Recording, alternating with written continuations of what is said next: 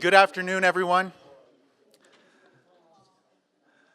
Good afternoon. I just got the thumbs up from our IT folks that we are ready to go live, and we're running a few minutes late, and it's all my fault. I take responsibility, but it is a pleasure to be with you this afternoon, and it's especially encouraging to see so many people come out to hear from your mayor. I'm proud to be your mayor. I'm working really hard at being your mayor, and so the encouragement is great. I just met a new couple back there, brand new to Clovis.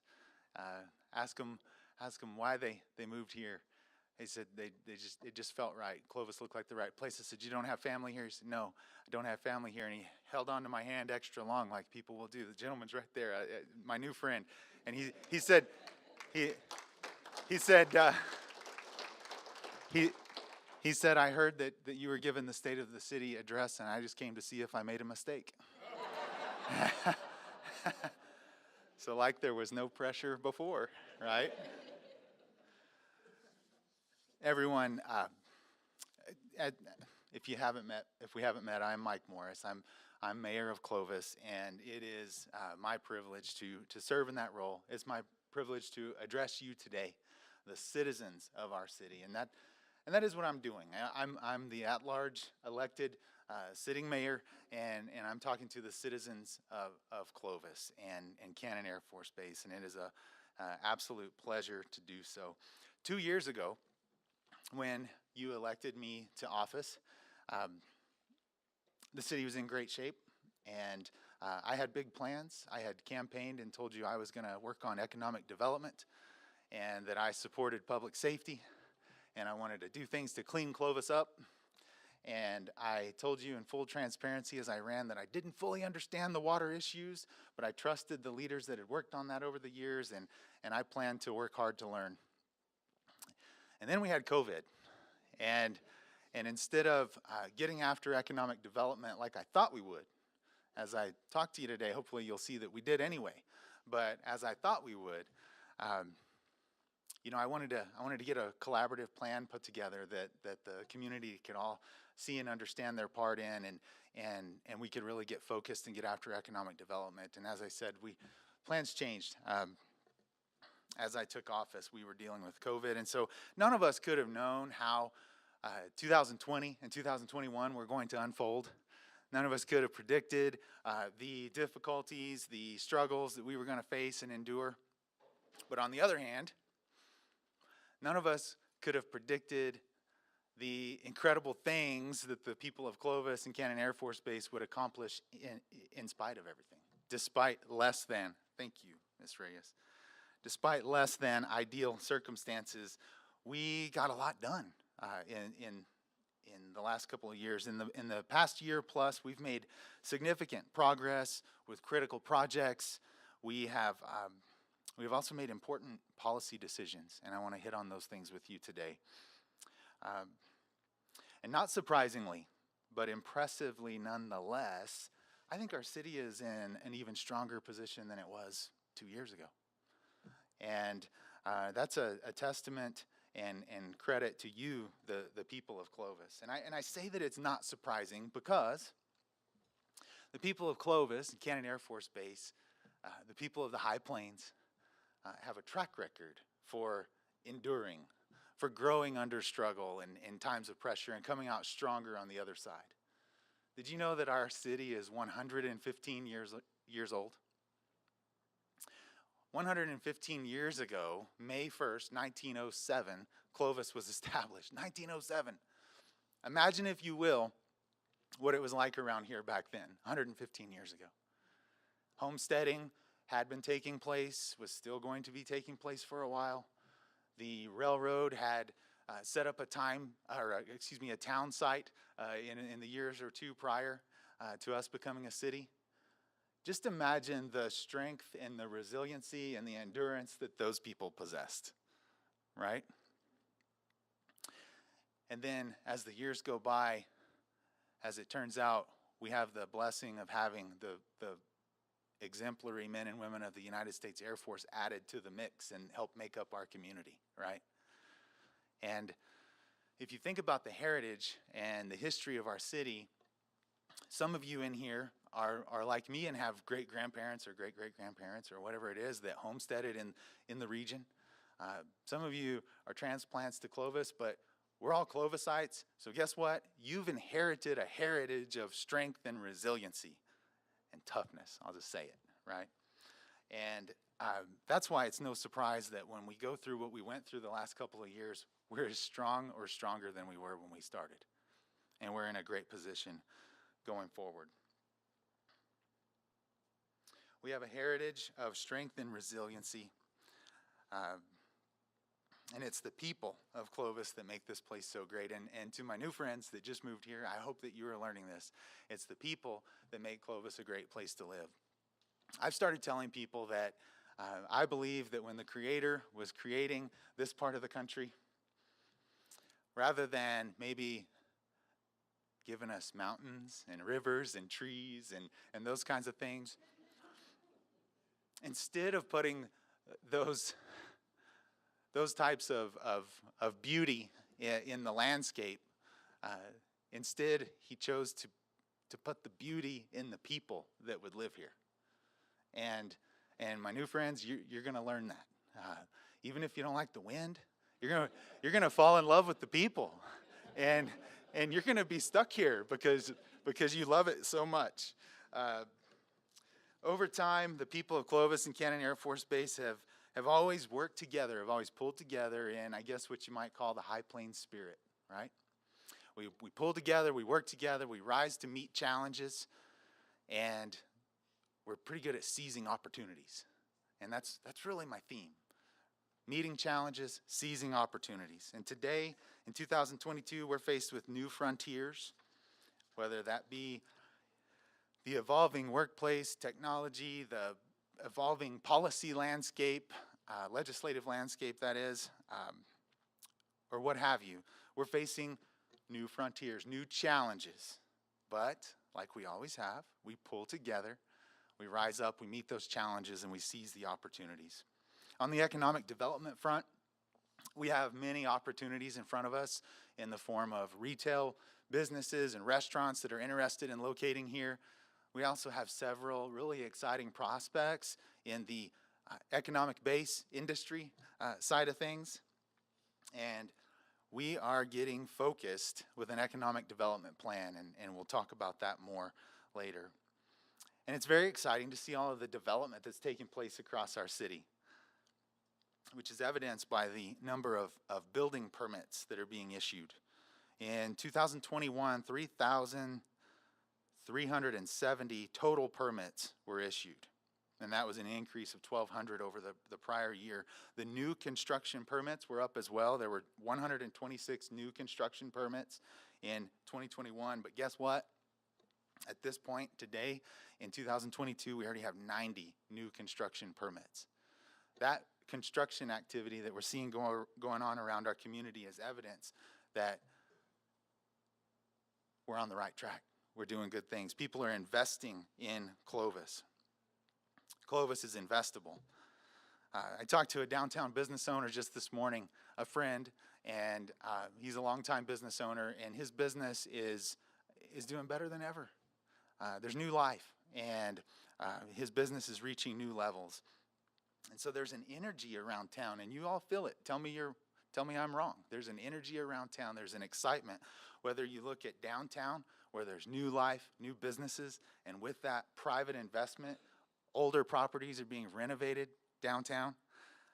We have commercial development happening in different parts of our city. And just look at all of the multifamily and single-family development that's taking place across our city. This is an exciting time to be in Clovis. And it's an exciting time in the life of Clovis. Just last week, I met another new friend. I meet new friends all the time. This time was in the course of my primary occupation, and I don't think this gentleman knew that I was the mayor. He was getting insurance on his first ever home purchase. He and his family are here because he works at Cannon Air Force Base. He's a little bit older person to think about buying their first home ever, but he's been busy. He's been all over the country and all over the world with the Air Force. And he said, you know, we love Clovis. We just love it here. We love everything that you guys have going on, and I'm so proud that my first home purchase ever is in Clovis. And I just think that's very exciting. As your mayor, who needs a drink,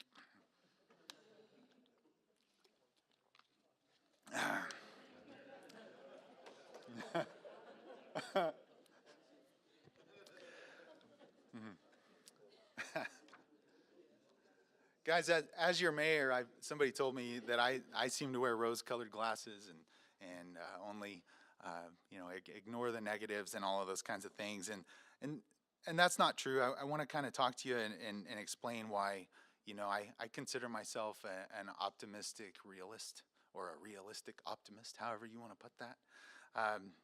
Like so many of you, I look around our city and I see all the good things, and I just want to celebrate the good things. And I don't want to hear about the negative things, but it doesn't mean I'm missing them. And I know you aren't either.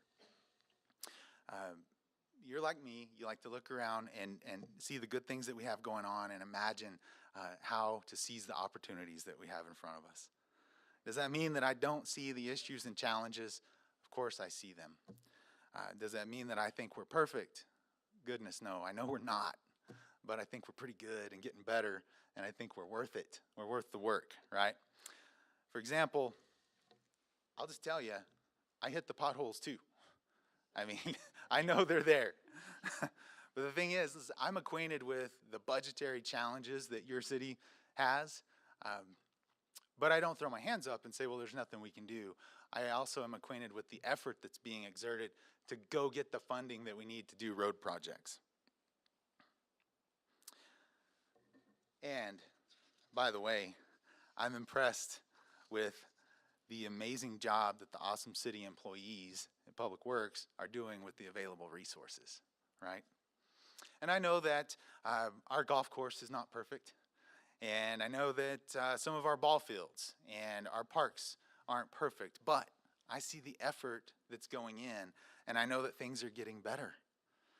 And I am proud of our Parks and Rec department and the job that they do in providing us great outdoor spaces for our families to enjoy. And yes, I see reports of disturbing crimes that have been committed, crimes that have no place in our city, and I'm grieved. I'm grieved that individuals who we share this community with would choose to carry out evil and commit crimes against other citizens. And that grieves me.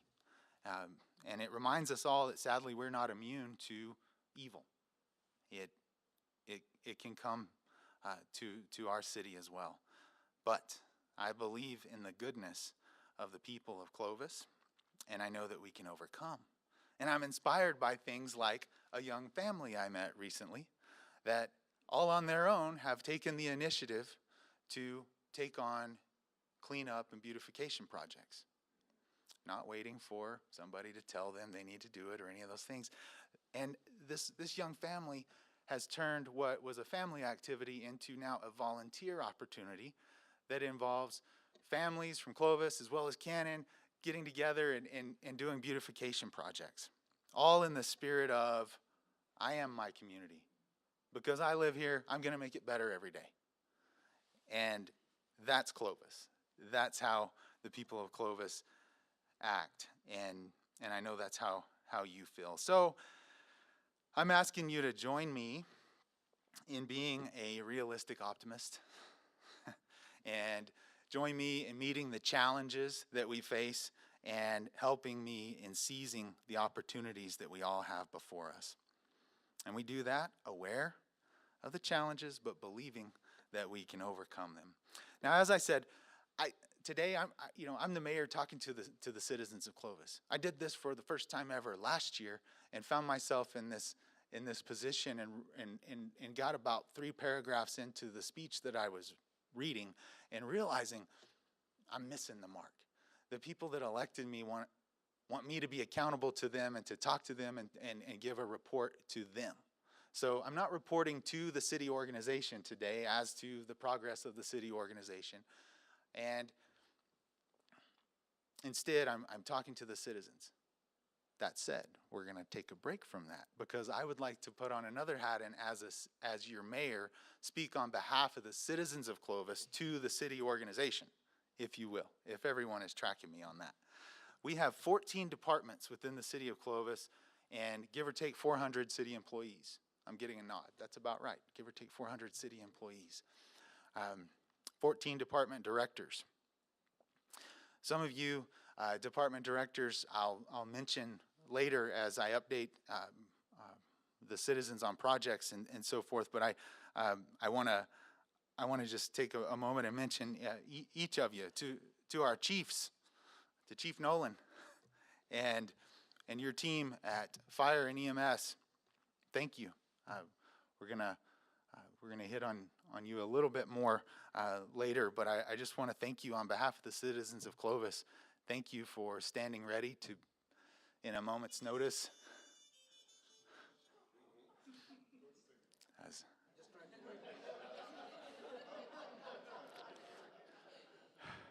Man, you did that at a bad time too.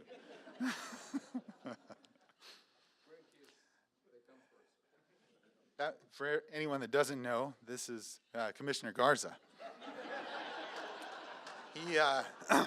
He might need help with how to silence his phone. Chief Nolan, thank you to you and the team at the fire department and EMS for standing ready to, at a moment's notice, come to our aid in a time of need, and we just appreciate you so much. And Chief Rice, we're excited to have you. You're relatively new in the role. We're excited, so it's still kind of a welcome kind of thing. Welcome, and we're very excited about you being our police chief, and we want to thank you and the team at the PD.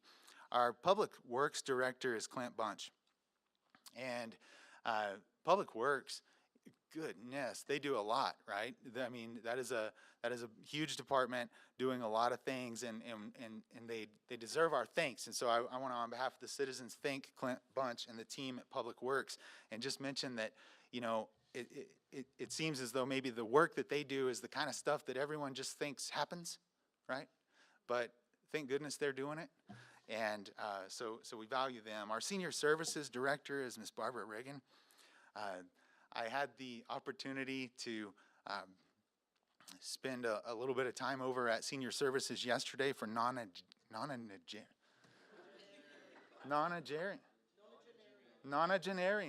So if you haven't heard, I can't pronounce that word for some reason. Most other words I'm okay. That one gets me. Ms. Reagan obviously is not just doing a job. She cares about the seniors in our community. She values them, and through the programming and because of the awesome team that they have over at Senior Services, our seniors are being valued and served well. And so we want to thank Barbara Reagan and Senior Services. Our Human Resources Director is Cynthia Wentworth. Ms. Wentworth, thank you for all that you do. Critical role and in the organization, and perhaps in particular in these changing times where policy changes and law changes are making human resources quite a task. So thank you to you and your team. Want to recognize and say hello to our Parks and Recreation Director, Mr. Russell Hooper. Mr. Hooper is just a great guy, great energy. You know, and just in the last couple of weeks, I mean, I know Parks and Recreation does so much, but he helped with the community-wide trash cleanup and so many other things. And this summer, we're going to have a summer youth camp, summer youth program that's going to have a great impact on kids and families in our community in a positive way. And so thank you, Mr. Hooper and Parks team, for all that you do for quality of life and providing us wonderful outdoor space and recreational opportunities. Our library director is Miss Margaret Hinchy, and Miss Hinchy is just a delight. Everyone knows that, and that shows up in this wonderful community asset, this treasured community asset that we have, that is our library. What a wonderful place, and so welcoming and definitely reflects the director. And so thank you to the library team as well. Our airport director is Mr. James Harris. Exciting things going on at our airport. We're going to mention that in a few minutes when we talk about some of the projects that are being worked on. Exciting part of what's going on in our community right now is the airport. Our building safety director is Mr. Darren Roach. Building safety has gone through quite a bit of changes and added positions, and they're doing more things than they were. And Darren is just doing a great job of leading over there. Thanks to building safety and the team for all that you're doing. I want to mention our CATS director, Mary Lou Kemp. Ms. Kemp, thank you to you and your team for all that you do in providing this critical service of public transportation to our community.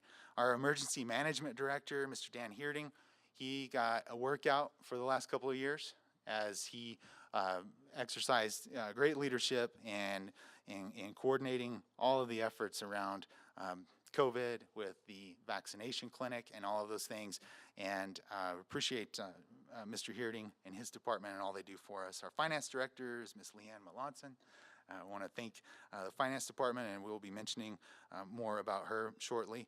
I want to recognize also our municipal court judge, Vicki Kelly, and thank our municipal judge and the team at municipal court for all that they do. And last, and not least, I'd like to just say thank you and recognize our city manager, Mr. Howalt. Thank you, Mr. Howalt, for the excellence that you provide in management of the city. I appreciate you and everyone in your office. Speaking on behalf of the citizens, once again, I just want to say thank you to all of the employees of the city of Clovis for the incredible job that you do. And I think it's fitting that I mention at this moment that on tonight's agenda for the City Commission will be looking at a request for approval for a benefits and compensation study. It's important that we are doing everything we can to remain competitive with compensation and benefits. And speaking of Mr. Howalt, he obviously does that with my support and the support of the commission, but that's his doing. He's bringing that forward so that the commission can give him the resources that he needs to do the compensation study and ensure that we remain competitive with pay and benefits. As I said, we're back to addressing the citizens. So as your mayor, I want to address the citizens of Clovis as to the state of our finances and our budget. If we think of something like that, we could spend you're probably already wondering, how long is he going to talk, right? I mean, we could spend a lot of time talking about that, but I just wanted to just hit on a few things related to the budget. Over time, your city's been very fiscally conservative, and that's served us very well. That the city is an excellent manager and good steward of public funds, and that's evident in the rating that the city received on the FY21 audit, which was the best possible rating that you could receive, an unmodified opinion. When you think about all that's involved with the city budget, to have an unmodified opinion speaks to the excellence on the part of the finance director and finance department. So thank you again, Ms. Melanson. In addition to just standard operating and everyday business and doing a great job, our finance department in our city was recognized in November of 2021 by the New Mexico Department of Finance and Administration and presented the Director's Award. Okay, the city of Clovis received the Director's Award from the Department of Finance and Administration, and the reason for the award is budget management and fiscal integrity. So we want to thank Ms. Melanson as well as Mr. Howalt for doing just a great job with public funds. I want to talk to you a little bit about the composition of our budget. When you look at the city's budget, you'll notice that there's one source of revenue that is larger than any of the others, and it's gross receipts tax. It's GRT. However, you'll also notice that GRT accounts for approximately 50% or less of the required revenues for our city budget. The other 50% comes from sources such as service charges, capital outlay requests, and grants. Okay, and the reason I point this out is to highlight that GRT, gross receipts tax, is the lifeblood of your city budget. And I'm also pointing out the reality that only part of the budget, or only part of the required revenues to fuel your budget, are generated here at home. We go ask for the rest of it. We go ask through capital outlay. We go ask through grants, and I feel that there is incredible opportunity to increase our gross receipts tax base by incentivizing retail development within our city. Want to make you aware, speaking of budget, and at least one of these we'll also talk about in policy changes, but there's a couple of new streams of revenue through GRT and to the budget, and one is in 2021 the state of New Mexico implemented destination sourcing for gross receipts tax on internet business. So when you're shopping online now, when residents of Clovis are shopping online, that online retailer is collecting and remitting gross receipts tax based upon your zip code. So while we in this room would all prefer that people do their shopping at a local business, we at least now have the benefit of, when residents of Clovis are shopping online, we do have that revenue to the GRT tax base. And this is having a positive impact on the city's funds. And while it's really too early to tell what this is all going to look like with the emerging industry of cannabis and the state's legalizing recreational sales, the city does get 33% of the state's excise tax on that, as well as the GRT. So obviously it's an emerging industry. We don't know what those revenues are going to look like, so we are going to be very careful when budgeting, and be very conservative in any predictions or what we anticipate coming in from the cannabis revenues. And just want to let you know that our current budget, our FY22 budget, ends on June 30th. It's been a positive year in terms of budget management, and gross receipts tax is up. And that's exciting, and we anticipate continuing in a positive direction. The city is finalizing the FY23 budget, and that, the preliminary budget, and that will be before the City Commission next Thursday, May 26th at 5:15. So I encourage you to track that meeting. Come to that meeting if you like, and hear the discussion on the budget. Next, I want to talk about public safety. Public safety is obviously very important. It's an area of great concern to the citizens of this city, and it's obviously an area of great concern to me, your commissioners, your city manager, everyone. And what I would say right up top, when we're talking about fire and police, both must remain a top priority for available funds and resources. And that's my position on that, and we're gonna look for how to always take care of that. We're grateful once again, Chief Rice. Grateful to you and the team at the Clovis Police Department. We appreciate all that you do. You stand ready to get between us and that evil that we talked about earlier, and that's it's an incredible gift that you and the team are giving us each day. And I hope that you and your officers feel the support of this community, because Clovis truly is one of the places left that appreciates law enforcement, and we value you and appreciate you. We're excited about the changes, the adjustments, and the positive outcomes from those adjustments that Chief Rice is making. We're hearing good things, and I know there's been some promotions within the department, and you've added to the numbers, and while we are still down a number of officers, it's 13, where it was as high as, I believe, 18 in recent past, and so you're moving it in a great direction, and we're grateful for that.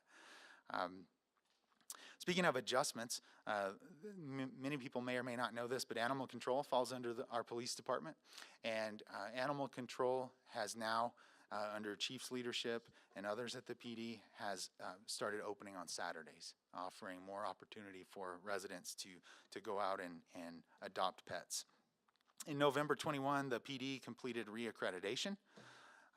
And in terms of calls, in 2021, calls for service were 31,338, which was down about 2,200 from the year before. And through the first 4 months of 2022, we have 8,856 calls, and that's 1,450 less than this time period last year, where it was over 10,000 the first 4 months of 2021. As I mentioned, staff is improving, and however, we're still down 13 officers, and this is evidence that Clovis is not immune to the struggles that other agencies around the state are facing and dealing with. When I last received a report, there was one PD in the state that was fully staffed, and that was Rio Rancho. And I only say that to say that, you know, we got to take care of ours, but this is a big problem, and one that takes creativity. And I know that strategies are being worked on and discussed and developed even as we speak to help move the needle and get the PD fully staffed. But again, thank you so much. And you know, controlling what we can control as the elected, the commission and I would ask the commission and that I always make sure that public safety remains a top priority for the available funds and resources that the city has. Next, under public safety, I want to talk just briefly about the fire department. Again, you know, when I thanked the chief earlier, I said something really to the effect of they stand ready to spring into action and protect us in a time of need, whether that's a medical crisis, an accident, or a fire.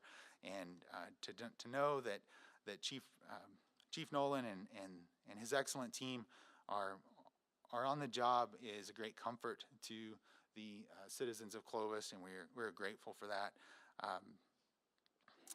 That, you know, they're doing it every day. They're doing it every day. I mean, if you look at the number of calls they're doing, there's a lot of them. But recently, on April 29th, we had a fire out northwest of town. And so I think the whole community's awareness of the excellence that we have in fire protection was raised as Chief Nolan orchestrated coordinating with other agencies and gaining control of that fire that broke out, which was quite scary, especially when you think about what's going on around the state. The number of calls that they reported in 2021 was 9,234 compared to 8,200 in 2020, the year before. So down about 1,000. Staffing, last report I received is nearly fully staffed, maybe down one. Got a thumbs up from Chief Nolan. That's awesome. I had a conversation with a member of that department who, again, I don't think knew I was the mayor. And we chatted, and I just said, what do you like about your job?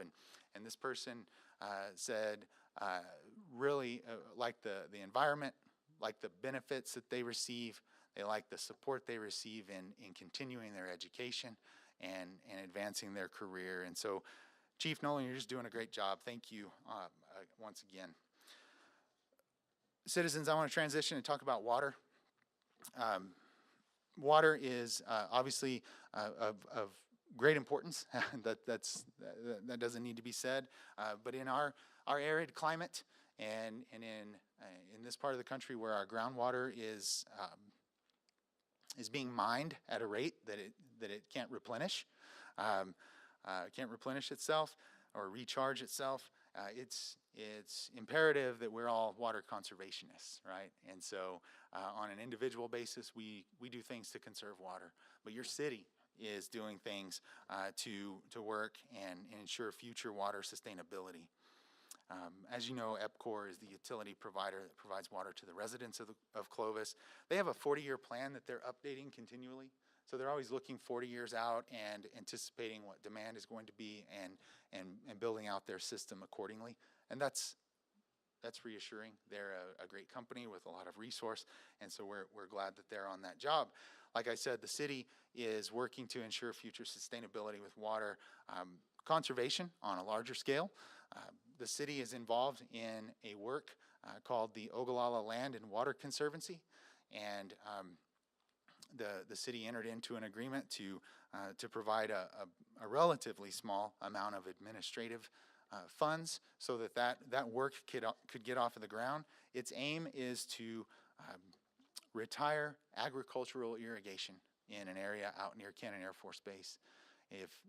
If successful, and it looks like we will be successful, There's great benefit to Cannon Air Force Base for this in terms of installation resiliency. When they look into the future about how resilient that base could be, obviously having a sustainable, dependable water supply is important to them. So there's benefits to Cannon Air Force Base. There's benefits to this community and the whole region when there's water conserved.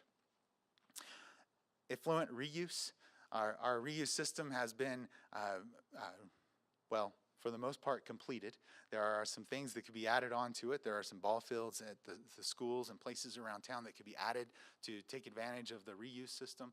But the reuse system has reached the golf course, and the city is watering the golf course with that.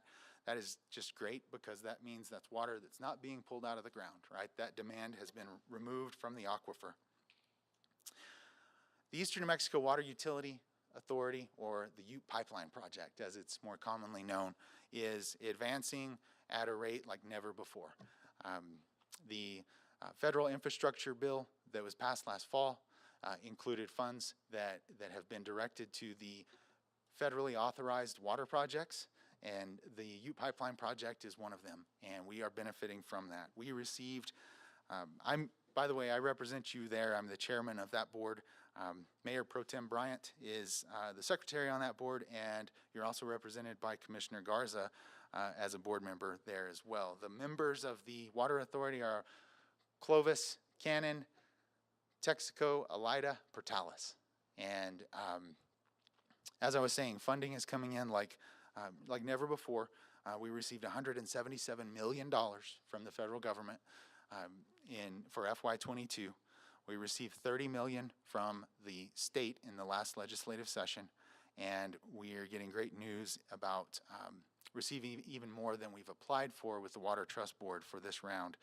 And when you combine the local match that the members will add to that, the FY23 budget, once amended, once all these grants grant agreements are in place, once all the amendments have been made to it, it'll be over $230 million for FY23, and we're advancing that project. We'll be out to bid on the section that goes north from Cannon to where the proposed water treatment plant will be out by Grady. We'll be out to bid on that very soon, within a few months this summer. And very, very excited about seeing that project move forward. The Ute Pipeline Project is the linchpin in our water sustainability plans going forward, because it connects us to a renewable source. That's surface water that we're going to convey and bring here, and it won't provide for all of our needs every year, but it is renewable, and it is so important. The single most important piece of infrastructure in our region, and I'm proud that Clovis is the leader, the partner leader in that work. I want to talk to you next about economic development. As your mayor, I have to rank economic development and job creation as a top priority. I do so for a couple of reasons. I told you about the budget. I told you about the composition of the budget. I told you that only about half of our revenues are coming from GRT, but GRT represents the opportunity that we have to increase revenues. So, budget challenges is one of the reasons. Your city's ability to provide services such as police, fire, public works, etc., heavily depend on the revenue from gross receipts. Gross receipts is the lifeblood of your city's budget, and as I said, generally only makes up about 50% or less of the revenue. The other reason is the types and quality of jobs available to Clovis residents, as well as the selection of products and services offered locally, are major factors in quality of life. And so I think economic development is important, and we need to grow our GRT tax base. Status quo won't do. Fostering an environment in which Clovis's economy has the greatest chances of successful, balanced growth is something that we must lean into. So, what are we doing on this front?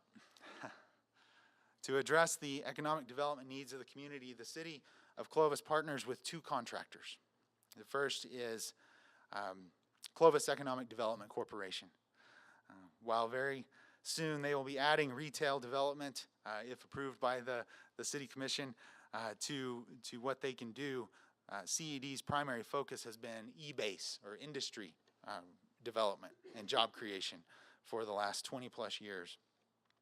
Clovis Economic Development promotes Clovis to industry and works with prospective e-based employers to encourage them to locate here. CED is working with many prospects at varying levels of interest at any given time. And I know they're working with some exciting prospects now. And in that work, in that world, what I've come to understand from asking questions and learning from those that are professionals and do the work is that you make lots of contacts. You chase lots of leads, and very seldom get one, right? But that they're faithful to continue that work. And so I sure thank them for their work and wish them success. Secondly, the city contracts with Clovis Main Street. And Clovis Main Street supports and encourages economic development in our downtown area. And I want to thank Clovis Main Street. Lisa Pellegrino Spears is here this afternoon. I want to thank Clovis Main Street for their efforts. We're seeing downtown transform before our eyes, and it's exciting. As the private sector invests in new businesses which have opened,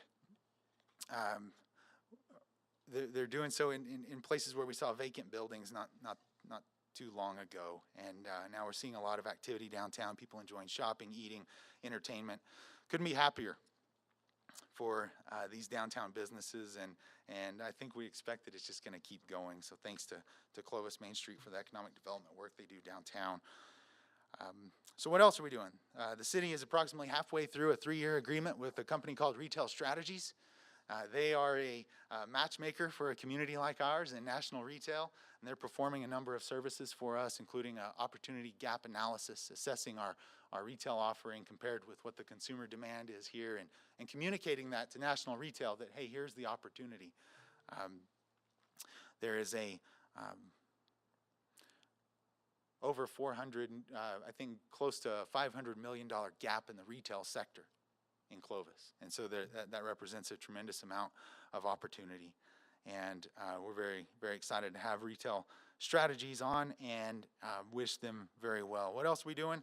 LEDA for Retail. Over the last couple of years, we've worked on shaping a retail development policy, and we'll talk more about that in just a moment. Lastly, we're doing as I mentioned earlier, we're getting focused with an economic development plan. Right now there's an assessment being finished up and a plan that will be presented to us in just a couple of months from a company called TIP or TIP Strategies, and I'm very excited about that. I think we're getting a realistic assessment of what it is that we offer industry, what types of industries we could support, and that would be a good fit for us, and I think we're going to get a focused strategy. Obviously, I would expect that the City Commission will adopt the plan that they present to us, but I hope that either formally or informally that the whole community and all the players, whether it be the Chamber, CED, Clovis Main Street, the county, the EPCOG, and I hope that all of the community will adopt the plan that TIP Strategies brings forward so that we can all be focused. We can all look at what the plan is, understand what the top 2 or 3 industries are that are best suited for us, and we can all look and see where we apply effort to help move the plan forward.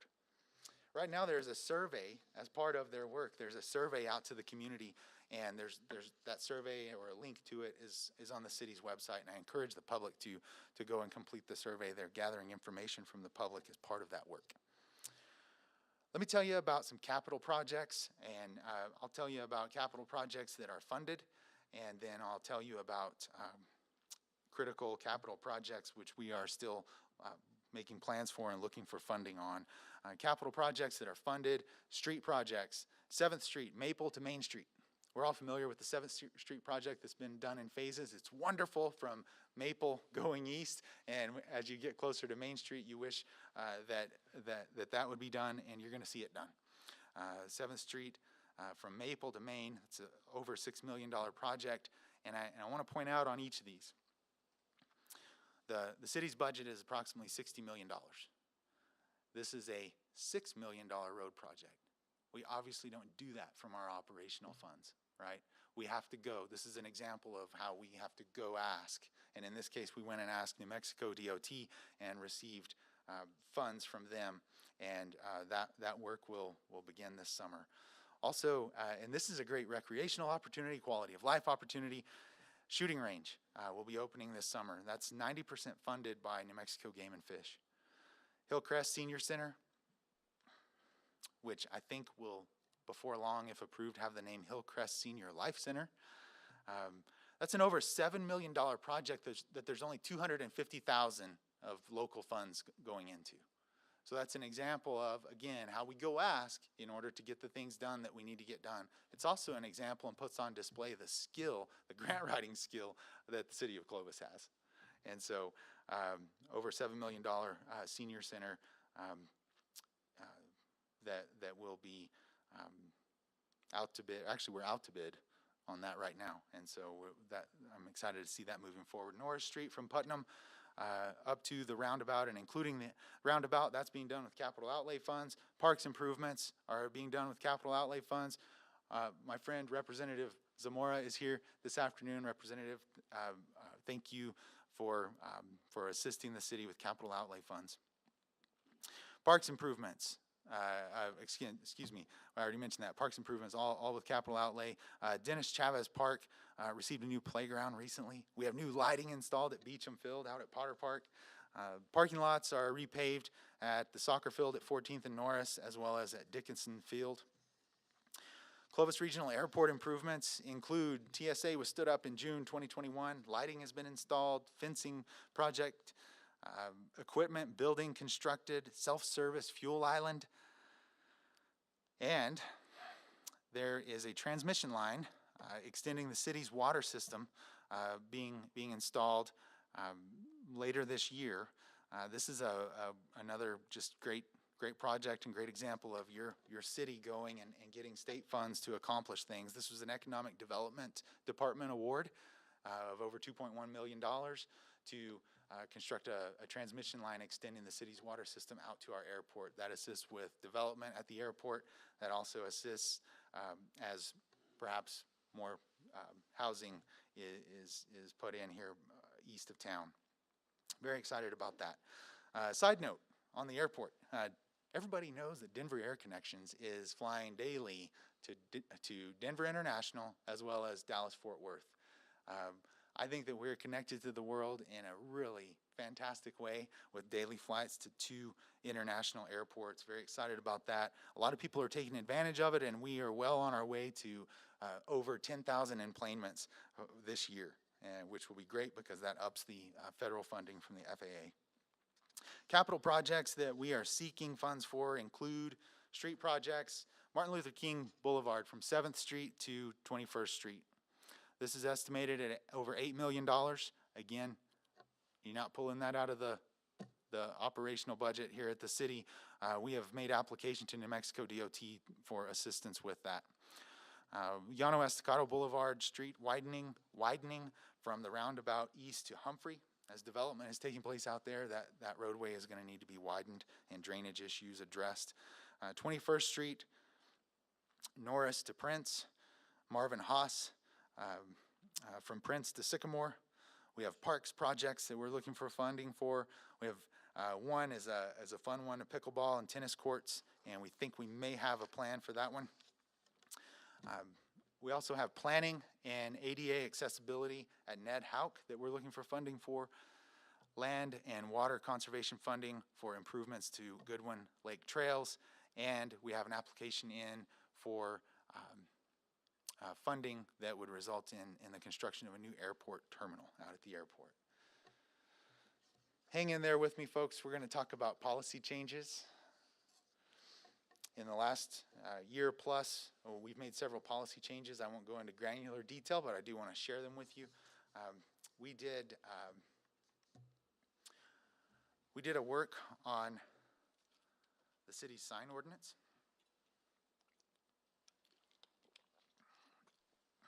City Commission approved a new sign ordinance. This was an example, I think a great example, of how input from the public, from the business community, is necessary and welcomed in the shaping of policy. The shaping of the sign ordinance was done with a tremendous amount of input from the business community, and essentially provides us now with a set of standards going forward for the types of signs that are going to be allowed, as well as the height and size restrictions of signs within our city. Also, Cannabis Ordinance. Late summer 2021, the City Commission approved a cannabis ordinance regulating the sale of recreational cannabis within our city. This was necessary following the state's legalization of recreational cannabis. Excuse me. The City Commission approved a new policy related to dilapidated and unsafe buildings. They approved an ordinance. The City Commission has put in place this ordinance, which allows the commission by resolution to declare buildings dangerous and unsafe and have them demolished. This is a safety issue. This is also a beautification issue. We want to clean up our city. We owe it to the residents on some of these streets where you have a property that's owned by an out-of-town owner that inherited it and they've never been here and they don't take care of it and it's fallen down and it's a magnet for problems. We owe it to the other residents on those streets to take swift action, and we're doing that. We've done that with over 15 properties now, and again want to thank Building Safety for their assistance with that. Another policy that was put into place was an outdoor dining policy in the Central Business District, which is very exciting. Can't wait to see some sidewalk dining downtown this spring and summer. The redistricting took place based on the 2020 census. The commission approved redistricting of our city's 4 districts. This is required following the decennial census. Subtle changes were necessary to ensure that the districts were all evenly distributed, and the commission approved that redistricting. For citizens that are interested in confirming which district they live in, there is a great interactive map on the city's website. You can go and click on your property, and it'll tell you exactly what district you're in and who your city commissioners are. LEDA. Following the passage of LEDA for retail in the 2021 New Mexico legislative session, which amended the Local Economic Development Act and allowed a city our size to incentivize retail development, we took that to the voters here locally in November of 2021, received 73 or 74% approval from the voters to shape the policy and execute on retail development. Thankful to the voters for that. As I mentioned earlier, I think we have a lot of opportunity to grow our GRT base through the incentivizing of retail development. After the election and we received approval from the voters, the City Commission appointed a task force, and I'd like to thank that task force for their work. They met many times over the course of about 4 months to make recommendations regarding the shaping of that policy, and many of those recommendations have been taken and approved by the City Commission, and this evening on the agenda is the last piece, and it's the policies and procedures for exactly how we will execute on that and how we'll give Clovis Economic Development the tools to begin working with retail prospects. And I think that you're going to like what you see there. As I think I've painted when I talked to you about the composition of the budget, we're not a wealthy municipality with piles of money that we can give to economic development projects. And what the LEDA task force came up with was just brilliant, and it's a reimbursement of their GRT, which the city would collect on projects. So if we have a project that fills a gap in our retail offering, we can structure a deal for them where they can earn an incentive based upon their own business's production of GRT, and just very pleased and very excited to have that before the commission this evening. Folks, with that, I'll try and bring everything to a close. Don't applaud yet. I wanted to recognize our city commissioners, which I failed to do at the beginning. I mentioned a couple of you throughout the discussion, but of course we have our Mayor Pro Tem Chris Bryant, Commissioner Juan Garza, Commissioner Megan Paula, Commissioner Helen Casals, and Commissioner David Bryant here this afternoon. And it's a pleasure working with all of you, and it's a pleasure working with our city manager and staff, and it's a pleasure serving the citizens of Clovis. I wanted to, just in closing, I wanted to mention there are a lot of you here that came today because you were invited, because you were on boards and committees, but I just want to thank the folks that serve on boards and committees for the city. Local government is best. We're elected by our friends and neighbors to represent you in making policy decisions and improving budgets and setting vision for our city. But we don't go and do that in a closet somewhere. We need input from the public, and the primary and the best way that we get that is from citizens serving on city boards and committees. So thank you to all of you that serve there. And I encourage the public to seek out the information from the city about how you can apply and how you can represent your district on city boards and committees. I'll conclude. I'll just restate what I said earlier. Clovis is a great place to live, work, and serve because of the people. Because of the people. And you all are wonderful examples of that. Thank each of you. Thank the citizens of Clovis, each of you, for your contributions. And I look forward to another great year as we continue on a great trajectory. Thank you.